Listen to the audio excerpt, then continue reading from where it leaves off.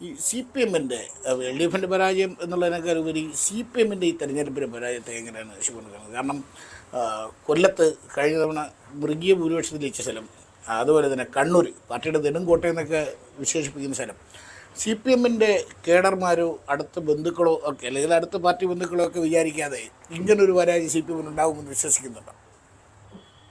19 ലക്ഷമാണ് വോട്ട് വ്യത്യാസം രണ്ട് മുന്നണികളുടെ. കേരള ചരിത്രത്തിലെ എനിക്ക് തോന്നുന്നു അസംബ്ലി തിരഞ്ഞെടുപ്പുകളിൽ ഏറ്റവും വലിയ വ്യത്യാസമാണ്. അത് സി പി എമ്മിൻ്റെ കേഡർ മാറി വോട്ട് ചെയ്തതാണ്. അത് യഥാർത്ഥത്തിൽ കുറേ കാലമായി ഈ കിഴക്കൻ യൂറോപ്യൻ രാജ്യങ്ങളിലും റഷ്യയിലുമൊക്കെ കമ്മ്യൂണിസം എങ്ങനെ തകർക്കാനിടയായി അതിൻ്റെ തനിയാവർത്തനമായിരുന്നു ഇവിടുത്തെ ഭരണാധികാരികളുടെയും പാർട്ടിക്കാരുടെയും സമീപനം. എന്തുമാകാം, ബാക്കി എല്ലാം പോട്ടെ, മനുഷ്യൻ്റെ ആത്മാഭിമാനത്തെ ചോദ്യം ചെയ്യുന്ന നിലയിൽ, മനുഷ്യൻ്റെ യുക്തിയെ ചോദ്യം ചെയ്യുന്ന നിലയിലേക്ക് പോകുമ്പോൾ അതിനകത്ത് നല്ല കമ്മ്യൂണിസ്റ്റുകാർ ഇന്നും ഉണ്ട്. അവർക്ക് ചിന്തിക്കാനൊക്കാത്ത നിലയിലേക്കാണ് പാർട്ടി പോയത്. ബി ജെ പി പറയാൻ മടിക്കുന്ന വർഗീയത സി പി എം പറയുന്നു, പറയിപ്പിക്കുന്നു. പിന്നെ ഇതൊക്കെ അല്ല സി പി എമ്മിൽ നിന്ന് അതിൻ്റെ കേഡർ പ്രതീക്ഷിച്ചത്. അതുകൊണ്ട് മാസീവായിട്ടുള്ള ക്രോസ് വോട്ടിംഗ് ഉണ്ടാകുമെന്ന് ഞങ്ങൾക്കറിയായിരുന്നു.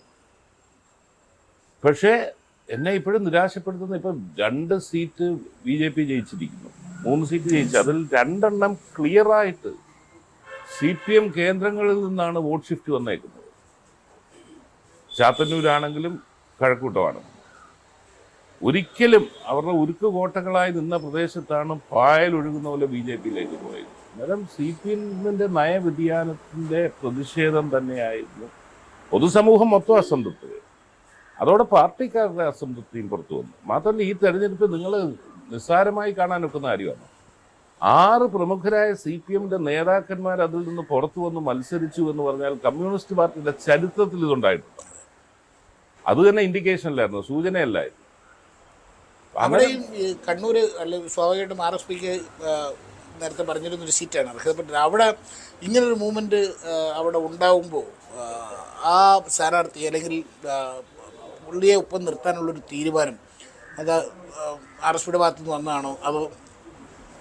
അല്ല, ഞാൻ ഈ വിഷയം പറഞ്ഞ് എനിക്ക് അദ്ദേഹത്തെ പരിചയമില്ലായിരുന്നു. പക്ഷേ അദ്ദേഹത്തിൻ്റെ ഒരു പുസ്തകം നേരിട്ട് വാങ്ങിക്കണമെന്ന് ആഗ്രഹിച്ചുകൊണ്ട് ഞാൻ ഈ പുതിയുഗ യാത്രയിൽ ആദ്യം പങ്കെടുത്തിട്ട് ഞാൻ നേരെ പയ്യന്നൂരിൽ പോയി അദ്ദേഹത്തെ കണ്ടു. അദ്ദേഹത്തെ കണ്ടപ്പോൾ ഒരു നല്ല കമ്മ്യൂണിസ്റ്റുകാരൻ എന്നുള്ള ഒറ്റ കൂടിക്കാഴ്ചയിൽ എനിക്ക് ബോധ്യപ്പെട്ടതാണ്. അതിനുശേഷം അതിൻ്റെ വിവിധ തലങ്ങളിൽ ചർച്ച ചെയ്തു. അദ്ദേഹം മത്സരിക്കാൻ വിമുഖനായിരുന്നു. അതെ, പിന്നെ അദ്ദേഹം എല്ലാവരുമായിട്ട് ആലോചിച്ച് ഞാനതിൽ മറ്റുള്ളവരോട് പറഞ്ഞത്, അദ്ദേഹം മത്സരിച്ചില്ലെങ്കിൽ അദ്ദേഹത്തെ തട്ടിക്കളയുമോ തിരഞ്ഞെടുപ്പ് കഴിഞ്ഞാൽ. അതാണ് സി പി എമ്മിൻ്റെ അവിടുത്തെ രീതി. അതുകൊണ്ട് മത്സരിക്കുന്ന ആണ് പുള്ളിക്ക് മുമ്പിലുള്ള ആകെ ഓപ്ഷൻ എന്നടക്കം പറയേണ്ടി വന്നു. അങ്ങനെ അദ്ദേഹം നിലപാടെടുത്ത് സ്വതന്ത്രനായി മത്സരിക്കുക, ആർ എസ് പി പിന്തുണയ്ക്കുന്ന സ്വതന്ത്രനായി മത്സരിക്കാം എന്ന് പറഞ്ഞ് ആർ എസ് പിക്ക് സീറ്റ് വാങ്ങി അദ്ദേഹത്തിന് ആർ എസ് പി പിന്തുണ നൽകി. അങ്ങനെ യു ഡി എഫ് പിന്തുണ നൽകി. അപ്രചരണം മുന്നോട്ട് പോയി. അതോടെ നോക്കുമ്പോൾ 4 MLA അക്കൗണ്ടിലുണ്ടെന്ന് നമുക്ക് പറയാം. ചവറയായി, തിരുവനന്തപുരത്ത്, കുന്നത്തൂർ. എനിക്ക് ചോദിക്കാനുള്ളത്, ഈ ROF-ൻ്റെ പ്രധാനപ്പെട്ട 2 ഭാരവാഹികളും MLA ഒരു യുവജന പ്രസ്ഥാനത്ത് 2 ഭാരവാഹികളും MLA. അപ്പോൾ ഉല്ലാസിനെ അറിയാം, കുന്നത്തൂർ കഴിഞ്ഞ 2-3 തവണ ഉല്ലാസ് മത്സരിക്കുന്നത്. ചവറയിൽ വിഷ്ണുവിനെ സ്ഥാനാർത്ഥിയാക്കാനുള്ളൊരു തീരുമാനം, അതുമായി ബന്ധപ്പെട്ട് ചില തർക്കങ്ങളുണ്ടാകുന്നു. അതെല്ലാം കഴിഞ്ഞ് വിഷ്ണുവിടെ സ്ഥാനാർത്ഥിയെ വരുമ്പോൾ പ്രതീക്ഷയുണ്ടായിരുന്നു. ഈ വിഷ്ണുവിൻ്റെ നേരത്തെ പറഞ്ഞ പോലെ സെക്രട്ടറിനകത്ത് കയറി മുഖ്യമന്ത്രി ഓഫീസിൽ കരിങ്കൊടി കാണിച്ചൊരു സമരപാരമ്പര്യമൊക്കെ ഉണ്ട്. പക്ഷേ ഇരവിപുരം പോലൊരു മണ്ഡലത്തിൽ ആർ എസ് പിക്ക് സ്വാഭാവികമായിട്ടും ആർ എസ് പിക്ക് നല്ല വേറോട്ടുള്ള മണ്ഡലമാണ്. പക്ഷേ അവിടെ നിലവിൽ സാഹചര്യത്തിൽ വിഷ്ണു ജയിക്കുമെന്നൊരു പ്രതീക്ഷ ഉണ്ടായിരുന്നു. എനിക്കുണ്ടായിരുന്നു. കാരണം തെരഞ്ഞെടുപ്പ് പ്രവർത്തന രംഗത്തേക്ക് ഇറങ്ങി കഴിഞ്ഞപ്പോൾ ഞാൻ നേരത്തെ പറഞ്ഞതുപോലെ ഐക്യജനാധിപത്യ മുന്നണിക്ക് അനുകൂലമായ ഒരു വികാരവും ഒരു ആർ എസ് പിയുടെ ഉണർവും ഞാൻ കണ്ടതാണ്, ബോധ്യപ്പെട്ടതാണ്. അതുകൊണ്ട് തന്നെ അതെന്താണെങ്കിലും അങ്ങനെ കേരളത്തിലുടനീളം ഒരു വികാരം ഉണ്ടെങ്കിൽ അത് ഇരവിപുരത്ത് മതിൽ കെട്ടി നിർത്തത്തില്ലല്ലോ. ഇരവിപുരത്തും അതുണ്ടാകും എന്നുള്ള കാര്യത്തിൽ എനിക്ക് ഉത്തമ വിശ്വാസം തുടക്കം മുതലേ ഉണ്ടായിരുന്നു. അതിനനുസരിച്ച് തന്നെ അതുണ്ടായി. ഇതിനേക്കാൾ മെച്ചപ്പെട്ട വിജയം വന്നേനെ. പക്ഷേ ആദ്യത്തെ ഒരാഴ്ച 10 ദിവസം വിഷ്ണുവിനെ അവിടെ ലാൻഡ് ചെയ്യാൻ സമ്മതിക്കാത്ത സാഹചര്യം ഉണ്ടായതുകൊണ്ടാണ് ഒരു നെഗറ്റീവ് ആദ്യമേ അങ്ങ് ബോധപൂർവം പ്രചരിപ്പിച്ചു. അതിനുശേഷം ആ ചെറുപ്പക്കാരൻ എന്താണെന്ന് തിരിച്ചറിഞ്ഞത് കൊണ്ടാണ് പിന്നെ നെഗറ്റീവ് പോസിറ്റീവിലേക്ക് മാറിയ കാഴ്ചയാണ് അവിടെ ഉണ്ടായത്. ഒരു കാര്യം, ഇപ്പോൾ തെരഞ്ഞെടുപ്പ് കഴിഞ്ഞു, സർക്കാർ രൂപീകരണത്തിൻ്റെ ചർച്ചകളൊക്കെ നടന്നുകൊണ്ടിരിക്കുന്നു. കോൺഗ്രസിൽ നടക്കുന്ന മുഖ്യമന്ത്രി ചർച്ച കോൺഗ്രസിൻ്റെ ആഭ്യന്തര കാര്യമാണ് എന്നുള്ളത് 100% ഉറപ്പാണ്.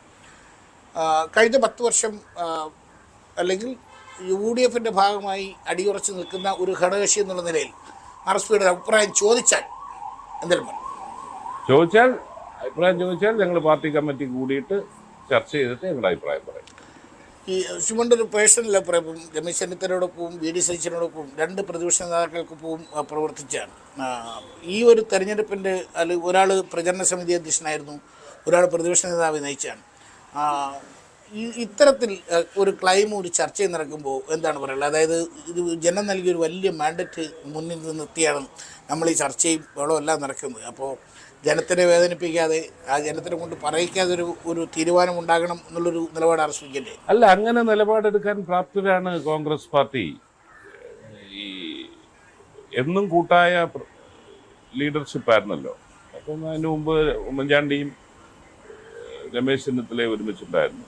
ഇത്തവണ പ്രതിപക്ഷ നേതാവ് എന്നുള്ളതിൽ സതീശൻ, രമേശ് എല്ലാവരും ചേർന്ന് KC വേണുഗോപാൽ നൽകിയിട്ടുള്ള പിന്തുണ ആർക്കും അവഗണിക്കാൻ ഒക്കുന്ന കാര്യമാണ്. ഇവരെല്ലാവരും അർഹരാണ്. അതായത് കോൺഗ്രസ് പാർട്ടിയാണ് ആര് വേണം എന്ന് തീരുമാനമെടുക്കേണ്ടത് കോൺഗ്രസ് പാർട്ടിയാണ്. അവരുടെ അത് തീരുമാനം എടുക്കുകയും ചെയ്യും. അത് ആൾക്കാർ ഉദ്ദേശിക്കുന്ന പോലെ എവിടെയെങ്കിലും പ്രശ്നങ്ങളുണ്ടാകുമെന്ന് ഞാൻ വിശ്വസിക്കുന്നില്ല, കരുതുന്നില്ല. സ്വാഭാവികമായും RSPയുടെ പ്രതിനിധി മന്ത്രിസഭയിലുണ്ടാകും. സ്വാഭാവികമായിട്ടും ശിവബേബിജാൻ മന്ത്രിയാകുമെന്ന് തന്നെയാണ് പ്രതീക്ഷിക്കുന്നത്. എന്താണ് ശിവചാൻ്റെ മനസ്സിൽ? കാരണം 10 വർഷം മുമ്പ് അല്ലെങ്കിൽ ആദ്യമായിട്ട് മന്ത്രിയാകുമ്പോൾ ഇപ്പോൾ തന്നെ ശിവചേട്ടൻ തന്നെ പറഞ്ഞ ചില പാളിച്ചകളും അങ്ങനെയുള്ള പ്രശ്നം, അതിനെയൊക്കെ ഈ കഴിഞ്ഞ ഒരു 10 വർഷം ഉണ്ടാക്കിയൊരു അല്ലെങ്കിൽ 10 വർഷം കൊണ്ടുണ്ടായ ഒരു എക്സ്പീരിയൻസ് ഉണ്ട്. ആ എക്സ്പീരിയൻസൊക്കെ വെച്ച് എന്താണ് മനസ്സിൽ? ഇപ്പോൾ അങ്ങനെ പ്രത്യേകിച്ച് ഒരു വകുപ്പിന് വേണ്ടി RSP ആവശ്യപ്പെടുവോ? എന്താണ്? ഇല്ല, ഒരു കാര്യം ഞാൻ പറയാം. വകുപ്പിൻ്റെയൊക്കെ കാര്യം തീരുമാനിക്കുന്ന പാർട്ടിയാണ്. പാർട്ടി കൂടി ആലോചിച്ചിട്ട് തീരുമാനം.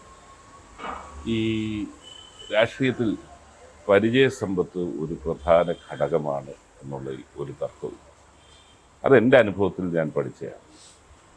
ഇന്നത്തെ എൻ്റെ അറിവ് പരിചയസമ്പത്തുണ്ടായിരുന്നെങ്കിൽ 10 വർഷം മുമ്പ് എനിക്ക് ഇതിനേക്കാൾ വളരെ കൂടുതൽ ചെയ്യാനൊക്കുമായിരുന്നു എന്ന് തിരിച്ചറിവ്. നമ്മൾ പുതുമുഖങ്ങളെയൊക്കെ പരീക്ഷിക്കുമ്പോഴും രാഷ്ട്രീയത്തിൽ പരിചയസമ്പത്ത് അത് ആർജിച്ചെടുക്കുക എന്നുള്ളത് വലിയ പ്രധാന ഘടകമാണ്.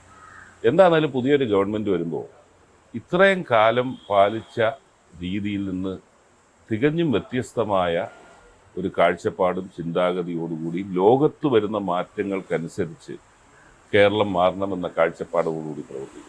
നമ്മളിപ്പോഴും എത്രയോ പതിറ്റാണ്ടുകൾക്ക് മുമ്പുണ്ടായ നേട്ടങ്ങൾ, അന്നുള്ള പ്രഗത്ഭരായിട്ട് നേടിത്തന്ന നേട്ടങ്ങളുടെ അതിൻ്റെ ഗുണഫലം പറഞ്ഞുകൊണ്ടിരിക്കുകയാണ്. നമ്മുടേതായിട്ടുള്ള കോൺട്രിബ്യൂഷൻ അല്ല. ആരോഗ്യത്തിൽ മുന്നിൽ, വിദ്യാഭ്യാസത്തിൽ മുന്നിൽ, ഇവിടെ എല്ലാം. കൂടുതൽ വാർത്തകൾക്ക് News 18 Keralam YouTube channel subscribe ചെയ്യുക.